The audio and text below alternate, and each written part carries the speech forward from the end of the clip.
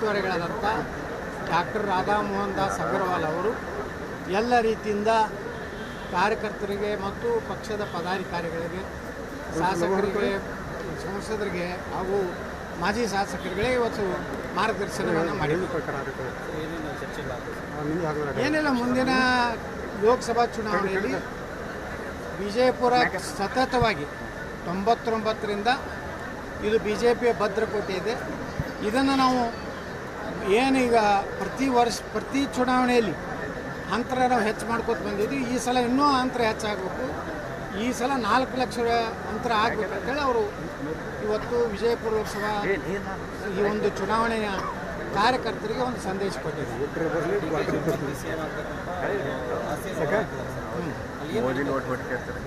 ನೋಡ್ರಿ, ವ್ಯವಸ್ಥಿತವಾಗಿ DK ಶಿವಕುಮಾರ್ ಅವರು ಸಿದ್ದರಾಮಯ್ಯ ಅವರನ್ನ ಇಳಿಸಲಿಕ್ಕೆ ಎಲ್ಲ ರೀತಿ ತಯಾರಿ ಮಾಡ್ತಾ ಇದ್ದಾರೆ.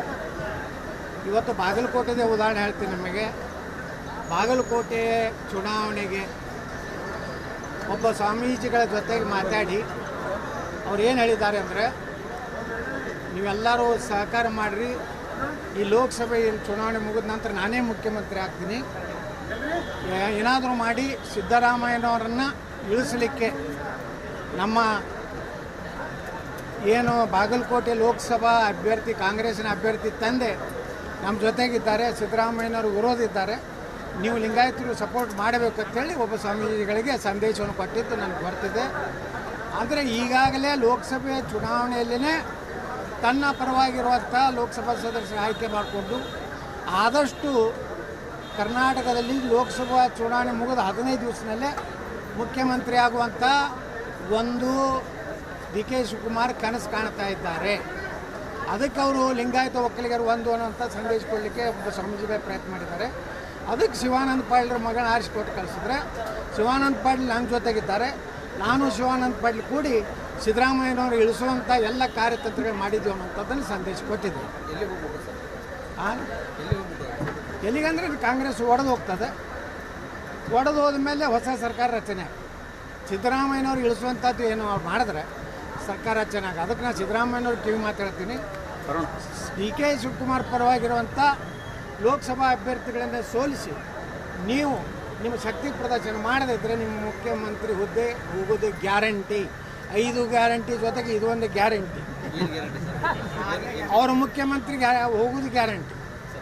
DK ಶಿವಕುಮಾರ್ನ ಏನೋ ಬೆಂಬಲಿಗದ ಉದಾಹರಣೆಗೆ ಬಾಗಲಕೋಟೆ ಶಿವಾನಂದ ಪಾಟೀಲ್ DK ಶಿವಕುಮಾರ್ನ ಬೆಂಬಲಿಗ. ಧಾರವಾಡದಲ್ಲಿರುವಂಥ ಕೆಲವು ಏನೊಂದು ಶಾಸಕರಾದ ಕೆಲವು ಮಂದಿ ಅವರು ಬೆಂಬಲಿಗರು.